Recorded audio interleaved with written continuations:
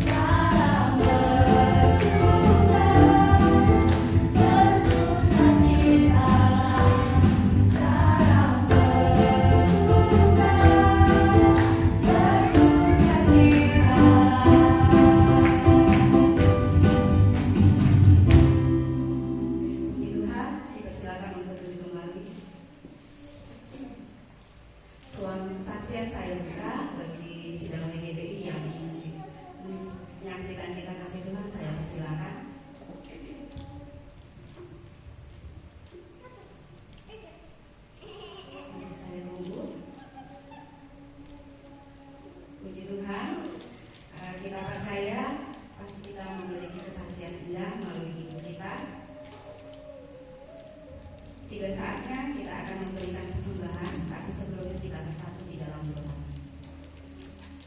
Tuhan Yesus, terima kasih atas setiap kebaikan-Mu begitu besar dalam kehidupan kami. Kembali Bapa, kita kenal ibadah kami, kami akan memberikan persembahan Tuhan. Kami berkati Bapa setiap persembahan yang kami berikan Tuhan, yang kami berkati Bapa agar persembahan kami boleh menjadi berkat Bapa dan berguna untuk pekerjaan-Mu di tempat ini. Terima kasih Tuhan Yesus, kami siap memberi dengan sukacita. Haleluya, amin. Sambil persembahan diedarkan, kita akan mengangkat pujian berbahasa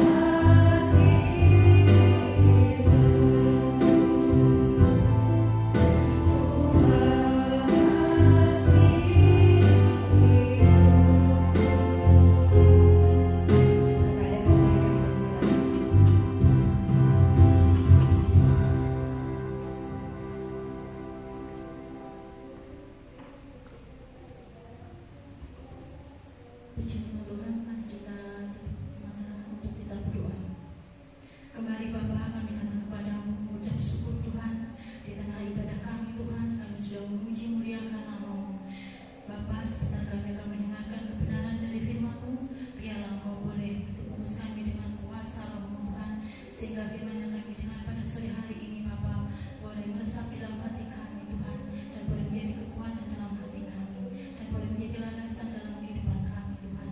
Ya Tuhan, tutup pukul pula hamba-Mu yang menyampaikan firman-Mu Tuhan, biarlah firman yang kami sampaikan itu hanyalah kedalam saja Tuhan. Terima kasih Bapa, kami siap untuk mendengarkan firman-Mu. Haleluya, amin. Puji nama Tuhan, silakan duduk.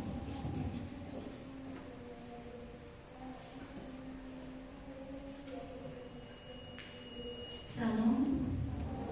Puji Tuhan, seberapa kita yang hadir, kita bersama-sama untuk mendengarkan kebenaran firman Tuhan pada sore hari ini. Firman Tuhan pada sore hari ini kita sama-sama belajar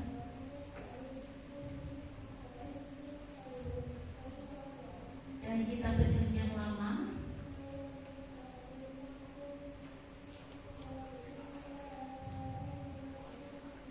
Kita akan coba belajar ya kebenaran firman Tuhan, apa yang disampaikan Tuhan pada sore hari ini. Pengkhotbah pasal 3 ayat 1 sampai 15. Kalau sudah ketemu semua, saya akan bacakan untuk kita semua. Dengan perikop, untuk segala sesuatu ada waktunya. Untuk segala sesuatu ada masanya. Untuk apapun di bawah langit ada waktunya. Ada waktu untuk lahir, ada waktu untuk meninggal, ada waktu untuk menanam, ada waktu untuk mencabut yang ditanam. Ayat yang ketiga, ada waktu untuk membunuh, ada waktu untuk menyembuhkan, ada waktu untuk merombak, ada waktu untuk membangun. Ada waktu untuk menangis, ada waktu untuk tertawa, ada waktu untuk meratap, ada waktu untuk menari. Ada waktu untuk membuang batu, ada waktu untuk mengumpulkan batu. Ada waktu untuk memeluk, ada waktu untuk menahan diri dari memeluk. Berikut ayat 6. Ada waktu untuk mencari, ada waktu untuk membiarkan rugi. Ada waktu untuk menyimpan, ada waktu untuk membuang. Ada waktu untuk merobek, ada waktu untuk menjahit. Ada waktu untuk berdiam diri, ada waktu untuk berbicara. Ada waktu untuk mengasihi, ada waktu untuk membenci. Ada waktu untuk perang, ada waktu untuk damai. Ayat yang ke-9. Apakah untung pekerja dari yang dikerjakannya dengan berjerih payah? Aku telah melihat pekerjaan yang diberikan Allah pada anak-anak manusia untuk melelahkan dirinya. Ia membuat segala sesuatu indah pada waktunya, bahkan ia memberikan kekekalan dalam hati mereka. Tetapi manusia tidak dapat menyelami pekerjaan yang dilakukan Allah dari awal sampai akhir. Aku tahu bahwa untuk mereka tak ada yang lebih baik daripada bersuka-suka dan menikmati kesenangan dalam hidup mereka, dan bahwa setiap orang dapat makan, minum, dan menikmati kesenangan dalam segala jeripayahnya. Itu juga adalah pemberian Allah. Ayat 14. Aku tahu bahwa segala sesuatu yang dilakukan Allah akan tetap ada untuk selamanya. Itu tak dapat ditambah dan tak dapat dikurangi. Allah berbuat demikian supaya manusia takut akan Dia. Yang sekarang ada, dulu sudah ada, dan yang akan ada sudah lama ada, dan Allah mencari yang sudah lalu. Puji Tuhan, itu firman Tuhan yang boleh kita baca pada sore hari ini di Pengkhotbah 3 ayat 1 sampai 15. Ini saya baca semua, saya tidak potong ya supaya kita jelas dengan perikop itu mulai dari ayat 1 sampai ayat yang ke-15. Mari kita sama-sama belajar dari pengkhotbah ini yang ditulis oleh Salomo ya. Ini memberikan kita pengertian bahwa apa yang terjadi dalam hidup kita semuanya itu ada masanya, ya, ada fasenya, ada waktunya. Mari kita sama-sama untuk belajar. Untuk sore hari ini renungan saya beri judul bijaksanalah dalam menjalani hidup. Ya. Karena itu kita harus menjalani kehidupan kita itu harus dengan bijaksana. Di Pengkhotbah Khotbah 3 ayat 1 tadi disampaikan di sana bahwa untuk segala sesuatu itu ada masanya, ya. Apapun yang ada di bawah langit atau di bumi, ya. Nah, di sini menjelaskan bahwa semua peristiwa yang terjadi dalam hidup kita, ya, pribadi lepas pribadi, mungkin peristiwanya tidak sama, kejadiannya tidak sama, tetapi di sini menyatakan bahwa semua peristiwa yang terjadi dalam hidup kita ini ada waktunya, ya, ada fasenya. Nah, waktu atau fase yang diberikan oleh Tuhan ini terjadi dalam hidup kita sesuai dengan keteraturan Tuhan, keselarasan Tuhan, ya, keselarasan Tuhan. Keteraturan itu berarti Allah memberikan apa yang terjadi dalam hidup kita sesuai dengan yang Tuhan rencanakan. Tuhan sudah merancangkan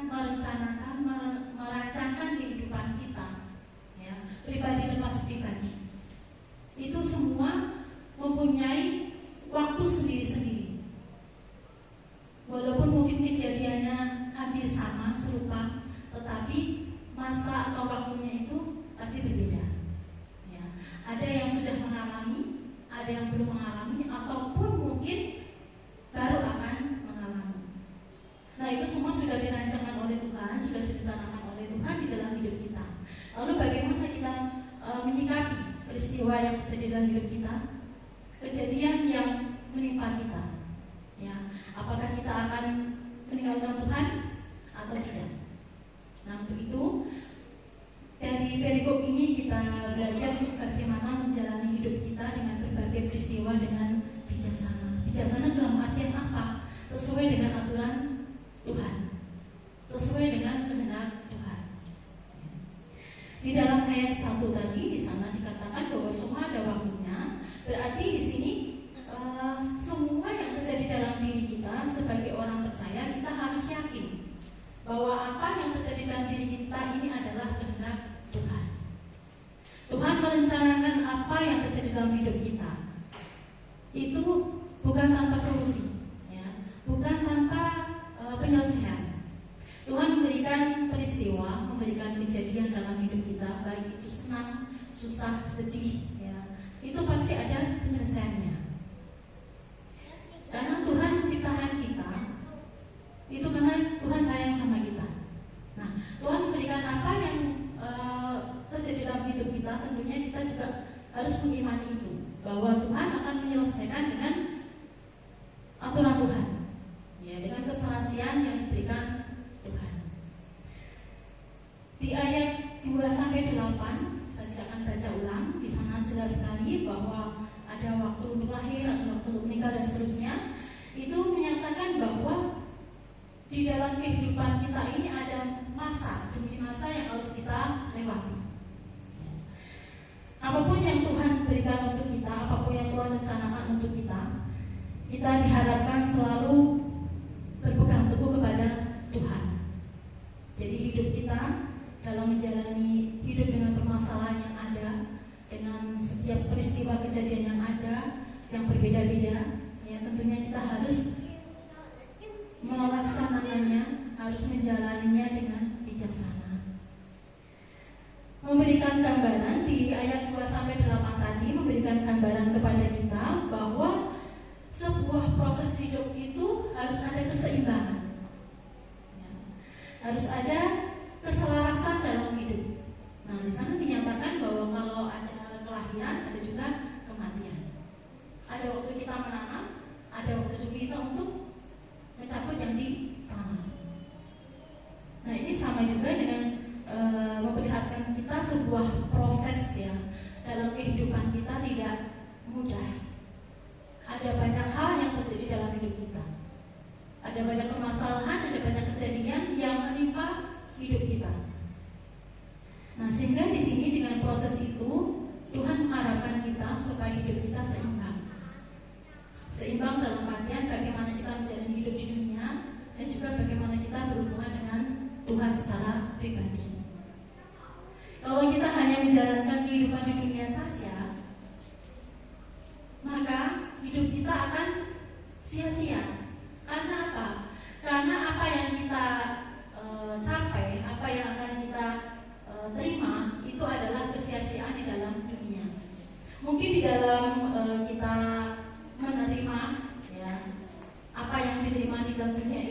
membuat kita senang, membuat kita bahagia. Tapi itu sifatnya sementara, tidak kekal.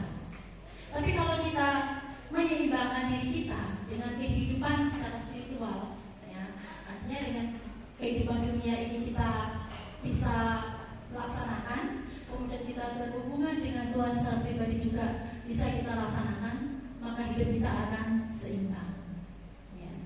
Tuhan berikan berkat untuk kita, ya kita juga harus bisa menyeimbang hidup kita, memberikan kembali berkat yang kita terima untuk Tuhan. Ya.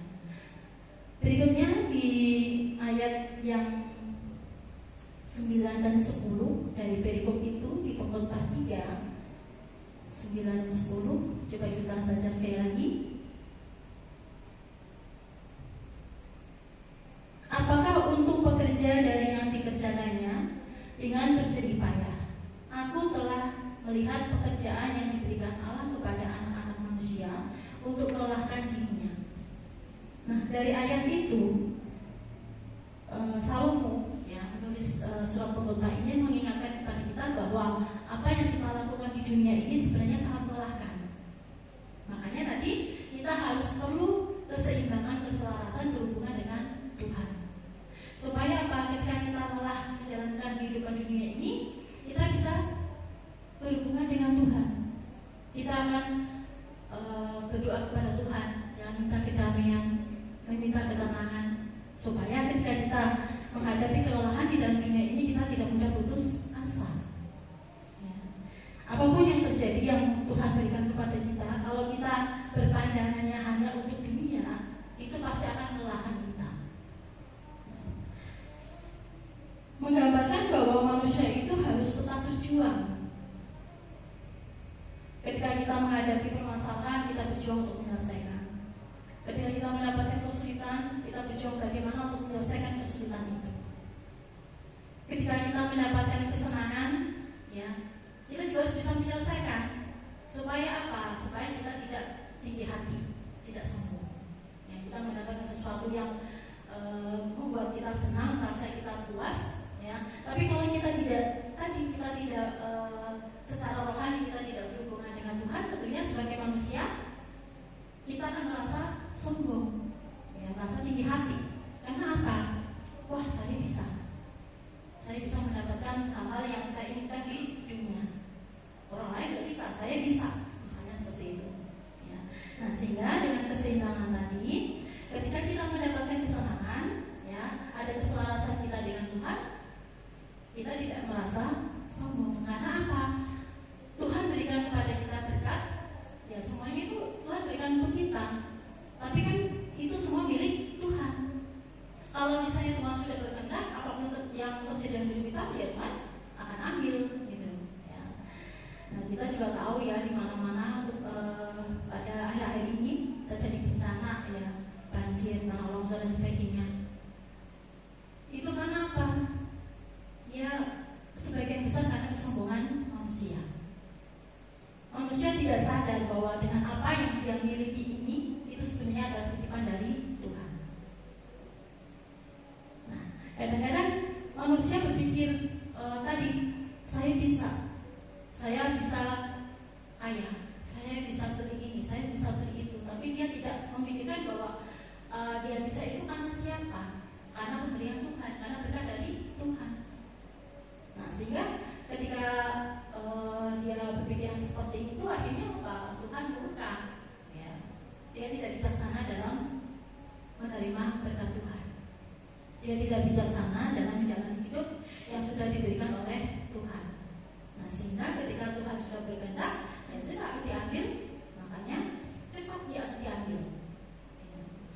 Nah, untuk itu dari ayat 9 dan 10 memberikan pengingat kepada kita supaya dengan jerih payah kita yang lelah itu kita tetap bersandar kepada Tuhan, ya, supaya kita boleh menjalani hidup dengan bijaksana.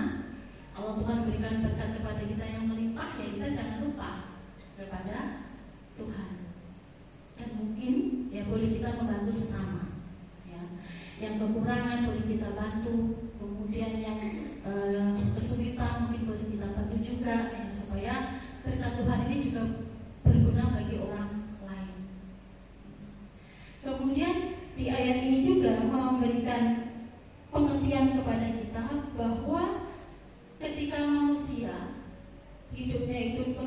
perjuangan dalam setiap waktu, supaya dia benar-benar memperjuangkan yang benar, ya, supaya dia sungguh-sungguh memperjuangkan yang benar.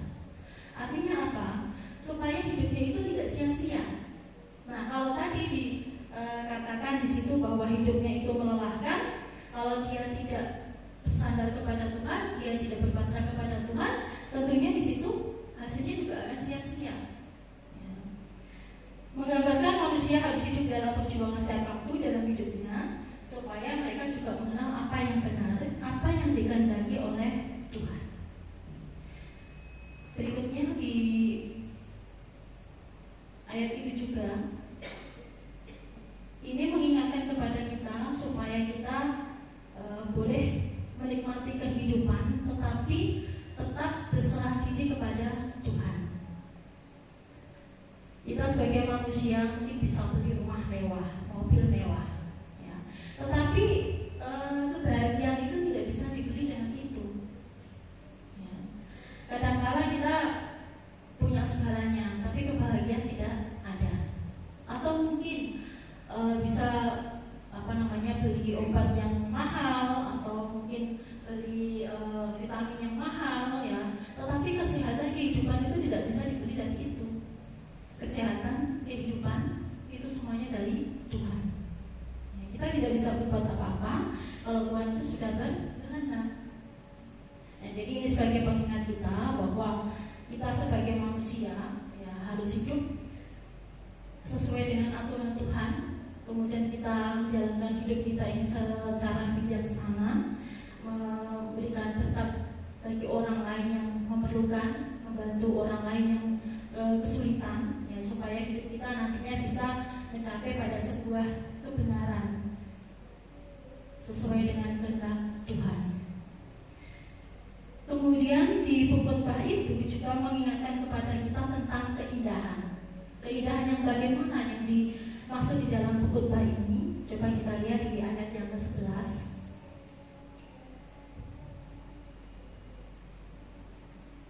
11 yang A ya, bagian A dulu. Ia membuat segala sesuatu indah pada waktunya, bahkan ia memberikan kekekalan dalam hati mereka.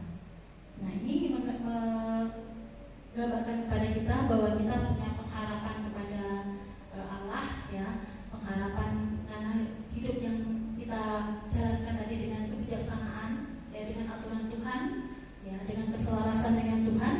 Maka pengharapan yang diberikan pada manusia ini nanti ada masa kelegaan dan keindahan. Tadi di depan saya sampaikan, Tuhan memberikan segala permasalahan dalam hidup kita, tidak mungkin tidak ada penyelesaiannya. Semua pasti ada penyelesaiannya. Sekalipun kita itu berpikiran kalau sang manusia, oh ini nggak ada solusinya, ini nggak ada penyelesaiannya, ya. Tuhan berikan cobaan terus menerus. Itu pikiran manusia. Tapi kalau kita bersandar diri pada Tuhan, menjalankan hidup ini dengan bijaksana, dengan aturan Tuhan, ya, sesuai dengan firman Tuhan, maka kita akan bisa melewati itu. Ya, Tuhan memberikan kekuatan kepada kita. Jadi ada masa kelegaan dan keindahan. Kita lihat dari sudut pandang kekekalan. Kekekalan ini berarti dari Allah, ya, dari aturan-aturan yang diberikan kepada kita dari Allah supaya hidup kita itu tadi tidak sia-sia.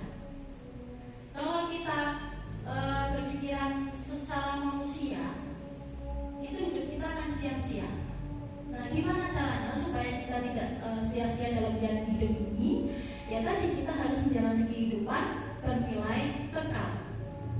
Bernilai kekal ya tadi sesuai dengan firman Tuhan.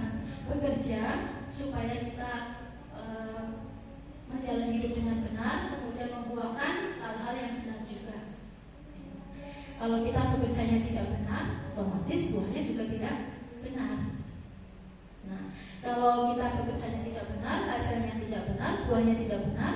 Ketika terjadi permasalahan, ketika terjadi peristiwa menimpa kita, nanti ujung-ujungnya juga tidak benar. Hidupnya akan sia-sia. Bekerja dengan nilai kekekalan itu ketika kita melakukan tindakan kita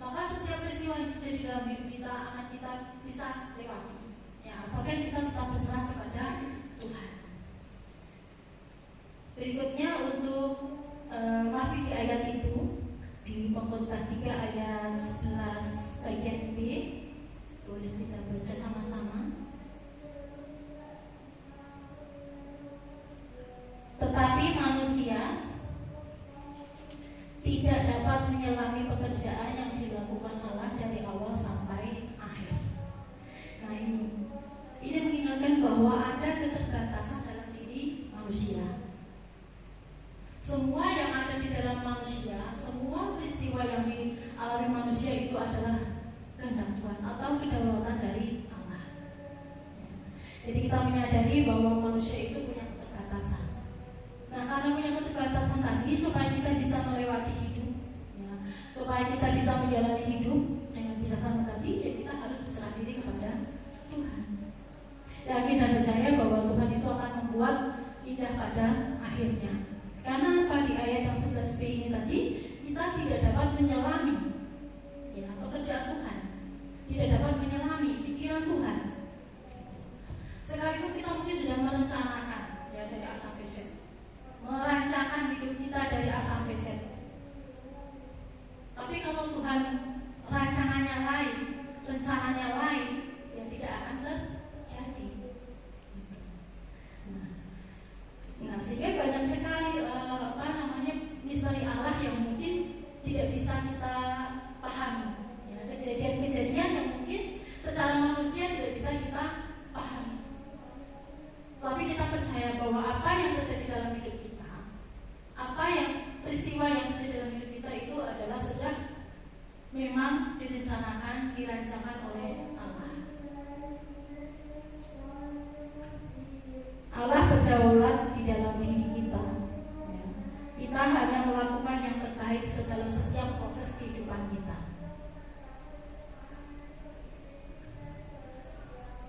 Hidup dalam penyerahan kepada kedaulatan Allah yang mendesain hidup kita. Kita tidak bisa mendesain hidup kita sendiri. Yang tadi saya sampaikan bahwa manusia boleh berencana, manusia boleh merancangkan hidupnya, ya, dari A sampai Z yang baik-baik gitu. Saya rasa kita semua di sini nggak mungkin yang merencanakan yang jelek, pasti merencanakan yang baik. Tetapi kita pun ingat bahwa kedaulatan Tuhan itu tidak bisa kita selami. Ya, misteri dari rencana Allah itu tidak bisa kita selami. Nah, sehingga kadang-kadang ketika kita sudah merencanakan yang baik-baik, tiba-tiba di tengah jalan tidak sesuai, beda dengan rencana kita. Rencana Tuhan beda dengan rencana kita. Nah, kalau tadi kita tidak bisa menjalankan hidup kita secara bijaksana, berserah diri pada Tuhan, berpasrah diri pada Tuhan, tentunya di situ hidup kita juga akan sia-sia. Banyak orang di luar sana yang hidupnya seperti itu. Ketika apa yang direncanakan, apa yang dirancangkan itu tidak sesuai, kadang-kadang mereka kemudian bunuh diri, ya, atau mungkin keluar dari jalur Tuhan. Nah, supaya kita tidak seperti itu, makanya kita harus menyadari dari ayat yang 11b tadi bahwa apa yang terjadi dalam hidup kita itu semua adalah kedaulatan Tuhan. Ya, apapun yang terjadi dalam hidup kita itu kita menempatkan diri bahwa kita ini punya keterbatasan. Rancangan kita bukan rancangan Tuhan, tetapi percaya bahwa rancangan Tuhan yang terjadi dalam hidup kita adalah rancangan yang terbaik. Nah, sehingga pada akhirnya hidup kita itu akan sampai pada hidup yang kekal. Karena tadi kita berserah diri pada Tuhan, menjalankan hidup dengan bijaksana, kemudian buah kita juga buah yang baik, buah yang benar, buah yang kekal, maka Tuhan akan berikan hidup yang kekal juga untuk kita. Nah, di tengah situasi yang mungkin sekarang ini kita hadapi, ya, dengan pergumulannya masing-masing, kita bisa jalani hidup kita dengan benar, kemudian kita juga bisa melaksanakan atau kita bisa melakukan semua tindakan kita bernilai kekekalan yang berdasarkan kebenaran firman Tuhan. Karena firman Tuhan ini kalau kita baca, nah, kalau kita renungkan, kalau kita pahami, resapi, itu dari dulu, sekarang ataupun nanti itu sangat relevan dengan kehidupan kita. Percaya bahwa Tuhan itu selalu merencanakan yang baik untuk kita, sekalipun toh mungkin kita tidak siap,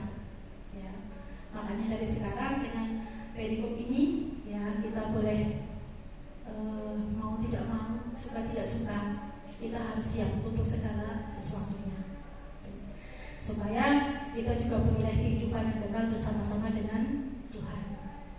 Nah, kesimpulan kita pada sore hari ini bahwa hidup kita harus selalu berpengharapan kepada Allah, kemudian mengandalkan Allah, punya sikap hati yang percaya kepada Tuhan dan berserah kepada Tuhan.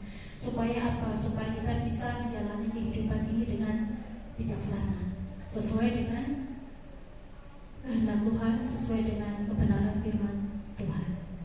Puji Tuhan, firman Tuhan yang boleh kita dengar pada sore hari ini mungkin tidak panjang, tetapi kiranya boleh menjadi kekuatan kita dalam menjalani hidup, ya, supaya kita boleh tahu keterbatasan kita secara manusia, dan kita juga tahu kedaulatan Allah, bahwa setiap apa yang terjadi dalam hidup kita itu ada masanya, ada waktunya, ya, supaya kita juga siap ketika terjadi sesuatu di dalam hidup kita, keluarga kita, ataupun mungkin di lingkungan kita. Puji nama Tuhan, ini yang boleh saya sampaikan. Kiranya firman Tuhan yang singkat ini boleh menjadi kekuatan di dalam kehidupan kita. Amin. Mari kita tunduk kepala sejenak untuk kita boleh meresapi firman Tuhan pada sore hari ini. Kembali Bapak, kami datang untuk menghadap Tuhan dan mengucap syukur buat firman pada sore hari ini. Firman yang menguatkan kami, firman yang menumbuhkan kami untuk kami selalu berserah diri kepada Tuhan dalam hidup kami secara